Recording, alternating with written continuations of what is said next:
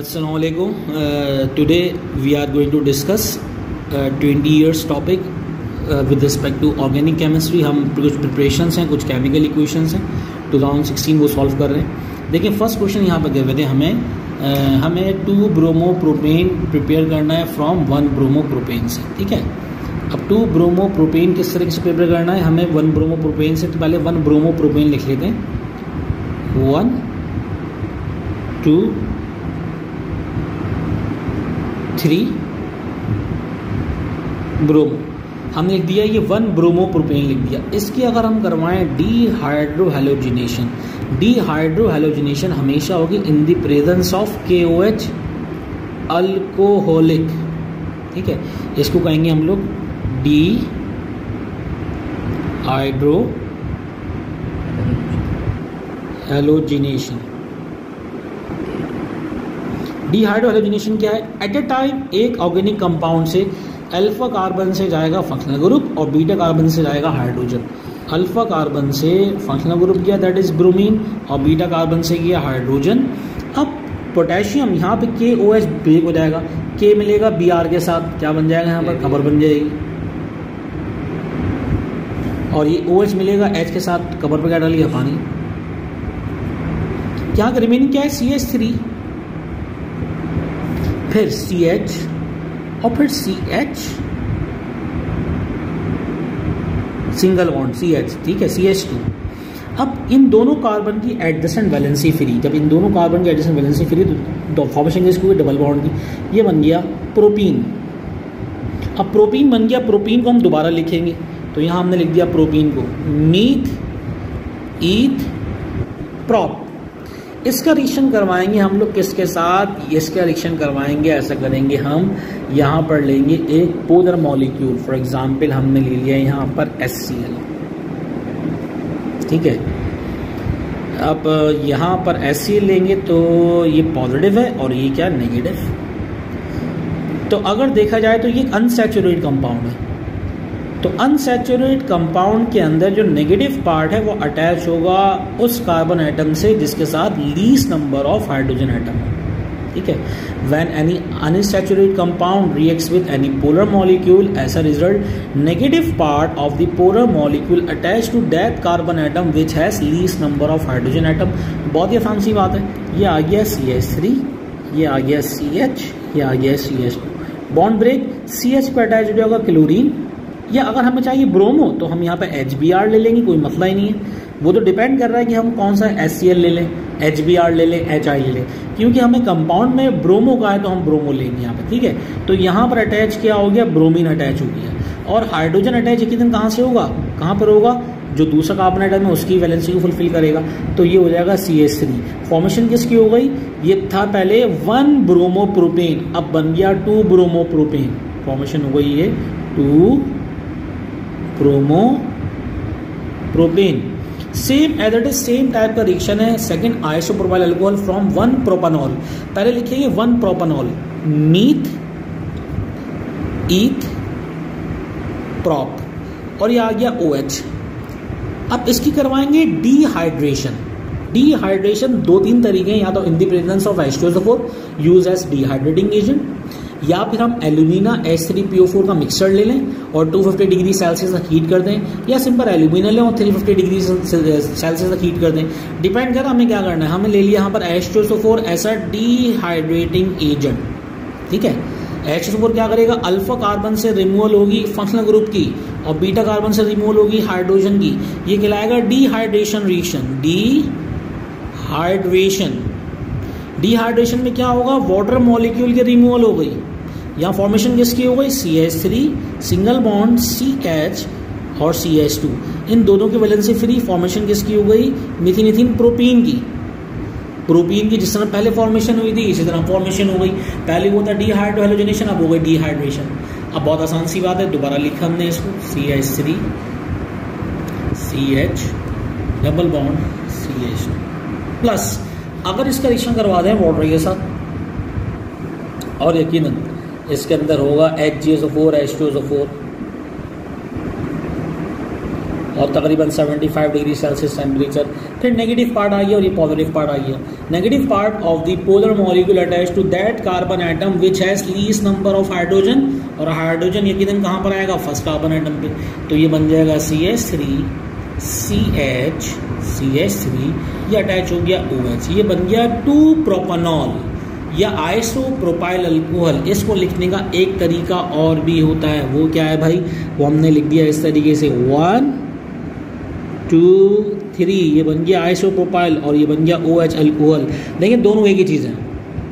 यहाँ पर हमने लग रहा है स्ट्रेट चेन, देखिए हमें यहाँ पर लग रहा है स्ट्रेट चेन है, जबकि ये स्ट्रेट चेन नहीं है, ये बन गया हमारे पास आइसोप्रोपाइल अल्कोहल। हमने मिथाइल को ऊपर कर दिया, तो यहाँ पे आइसोप्रोपाइल अल्कोहल की फॉर्मेशन हो गई बाय यूजिंग 1-प्रोपेनॉल। ठीक है, नेक्स्ट जो रिएक्शन है इसके अंदर हमें प्रिपेयर करना है phenol by using benzene, starting from benzene. तो पहली बात तो ये कि बेंजीन से पहले बनाएंगे क्लोरोबेंजीन, इसका मतलब पहले हम करवाएंगे क्लोरीनेशन। ठीक है, तो पहले क्लोरीनेशन के लिए क्या करें, अब स्टार्टिंग फ्रॉम बेंजीन, बेंजीन से हमने स्टार्ट लिया है, बेंजीन बना दिया, बेंजीन की करवाएंगे chlorination in the presence of FeCl3 catalyst 25 degree Celsius temperature. एक हाइड्रोजन रिमूव होगा Cl के साथ मिलकर बनाएगा HCl और दूसरा क्लोरीन अटैच हो जाएगा, ये बन जाएगा क्लोरोबेंजीन। ठीक है, तो हमारे पास क्लोरोबेंजीन हासिल हो गया। अब क्लोरोबेंजीन की अगर हम यहाँ पे हमने करवाई थी क्लोरीनेशन, याद रखिएगा, क्लोरीनेशन के बाद अगर हम अब करवाएं क्या भाई, अब हम करवाएं इसका डाउन प्रोसेस। असल में ये जो 9 की हमारे पास चैप्टर नंबर 9 में सेकेंडरी की बुक में डाउन प्रोसेस लिखा हुआ है, लेकिन असल में यह है डाउ प्रोसेस।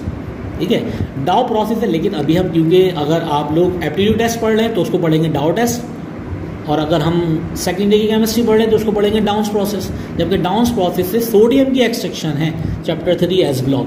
ठीक है, तो यहाँ पे डाउन्स लिखा हुआ, बुक में डाउन्स लिखना पड़ेगा, लेकिन असल में ये डाउ, अब ये डाउन्स प्रोसेस है। देखिए असल में होगा क्या, इसका रिएक्शन करवाएंगे बेस के साथ caustic NaOH 10%, 200 degree Celsius temperature, 300 atmospheric pressure.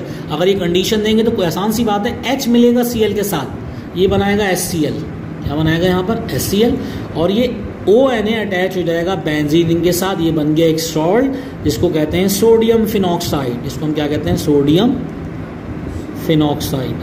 अब ये सोडियम फिनॉक्साइड, ये जो HCl बना है, वापस इसके साथ रिएक्शन में पार्टिसिपेट करेगा, ये Na मिलेगा Cl के साथ, ये बन जाएगा NaCl। NaCl को हमारी मर्जी हम माइनस करके एरो पे लिख दें, और ये H अटैच हो जाएगा बेंजीन रिंग के O के साथ, ये बन जाएगा फिनॉल।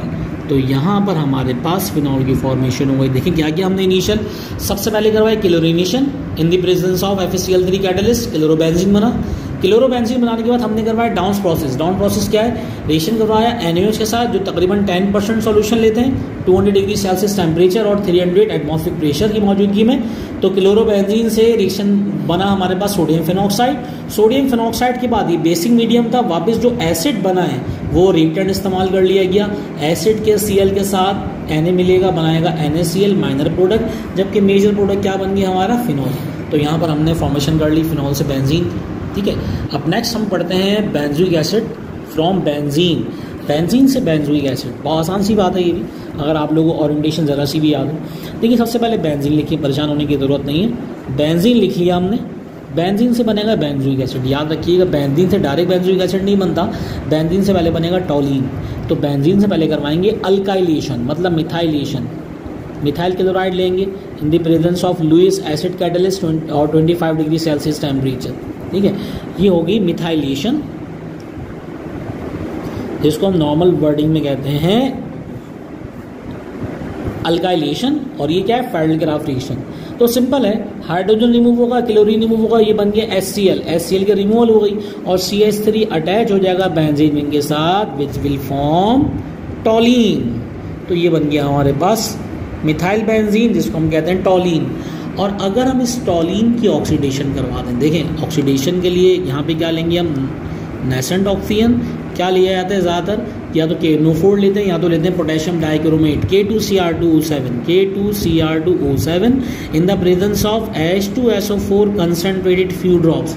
H2SO4 क्यों लेते हैं, कोई भी ऑक्सीडाइजिंग एजेंट एसिडिक मीडियम में नेसेंट ऑक्सीजन प्रोड्यूस करेगा, अदरवाइज नहीं करेगा। ठीक है। यहाँ पर हम 3 ऑक्सीजन लेंगे, इस तरह 2 हाइड्रोजन रिमूव होंगे, 1 ऑक्सीजन, 2 हाइड्रोजन का 1 ऑक्सीजन गया, क्या बन गया? वाटर। क्या बच गया? बेंजीन में रिमेनिंग क्या क्या है? बेंजीन में रिमेनिंग है C और H। दरमियान में कितने ऑप्शन रिमेनिंग है? 2, तो 2 यहाँ पे अटैच करते हैं, ये बन गया benzoic acid. Starting from benzene, benzene से बनेगा पहले टॉलिन, मिथाइलेशन अल्काइलेशन से, फेल्डगाफ्रिक्शन से, और जब उसकी करवाएंगे ऑक्सीडेशन, उसकी करवाएंगे oxidation in the presence of oxidising agent और एसिडिक मीडियम, फॉर्मेशन होगी किसकी? बेंजोइक एसिड की। ठीक। अब नेक्स्ट रिएक्शन है हमारे पास, acetone is treated with iodine in the presence of sodium carbonate. आसान सी बात है, ये हमारा प्रैक्टिकल भी है, फॉर्मेशन ऑफ आयोडोफॉर्म भी। अगर एसीटोन CH3CO CH3 एसीटोन या प्रोपेनॉन रिएक्ट कर रहा है आयोडीन के साथ इन द प्रेजेंस ऑफ Na2CO3, एक इनऑर्गेनिक टाइप के प्रोडक्ट में दाखिल हो गया है, इसमें सबसे पहले बनेगा आयोडोफॉर्म। क्लोरोफॉर्म होता है CHCl3, bromoform CHBr3, iodoform CHI3। याद रखिएगा, जब भी आपको इस टाइप का CH3CO बॉन्ड नजर आएगा, यहाँ से निकलेगा NaO, ठीक है, तो ये बन जाएगा CH3 COO Na, ये बन जाएगा सोडियम एसीटेट। नेक्स्ट जो है, अब इसमें बताया था मैंने 5 प्रोडक्ट बनेंगे, ठीक है, जब हम क्लास में पढ़ रहे थे, तो 5 प्रोडक्ट किस तरीके से बनेंगे। देखिए, एक बंदा जाता है नाई के पास, नाई इसको ऑफर करता है कोल्ड ड्रिंक, नाई का ऑफर कर रहा है, इसको कोल्ड ड्रिंक ऑफर कर रहा है, तो कोल्ड ड्रिंक बस बंदे ने पीनी नहीं है, तो उसने क्या किया भाई, कोल्ड ड्रिंक में क्या होता है? Carbon dioxide water. Cold drink पीनी, तो वो ऑफर क्या करेगा? चाय। और चाय क्या हमारे पास? आयोडोफॉर्म। तो अगर ऐसे केमिकल रिएक्शन है जिसमें हमारे पास 1-2 से ज़्यादा प्रोडक्ट बन रहे हैं, इसमें तो बन रहे 5 प्रोडक्ट, तो when acetone reacts with iodine in the presence of Na2CO3, तो सोडियम एसिड के साथ क्या होगा? ना ही ऑफर करेगा पहले cold drink contain carbon dioxide water, और उसने कोल्ड ड्रिंक पीने के बाद वो अगर चाय पी लो ठीक है, नहीं तो उसने कोल्ड ड्रिंक रिजेक्ट किया और क्या पी ली उसने? चाय। और चाय क्या चीज़ है? ये आयोडोफॉर्म। तो ये हो गया हमारे पास एक chemical reaction, formation of iodoform. Second है methyl iodide treated with sodium metal. Methyl iodide sodium metal के साथ ट्रीट कर रहा है in the presence of dry ether. बहुत आसान सी बात है, ये सोडियम आयोडीन को लेके अलग हो जाएगा, 2 मोल्स इसके होंगे, 2 मोल्स इसके होंगे, ये बन गए 2 नाई, 2 NaI, 2 सोडियम आयोडाइड, एक मिथाइल यहाँ बचा, एक मिथाइल यहाँ बचा, फॉर्मेशन किसकी हो गई? इथेन। तो when sodium metal reacts with methyl iodide in the presence of dry ether, as a result ethane will be form. ठीक। नेक्स्ट जो रिएक्शन है वो क्या है? Excess ethanol is treated with concentrated H2SO4। अब देखिए, यहाँ पर एक्सेस इथेनॉल है, तो कोई टेम्परेचर की रेंज गिवन नहीं है।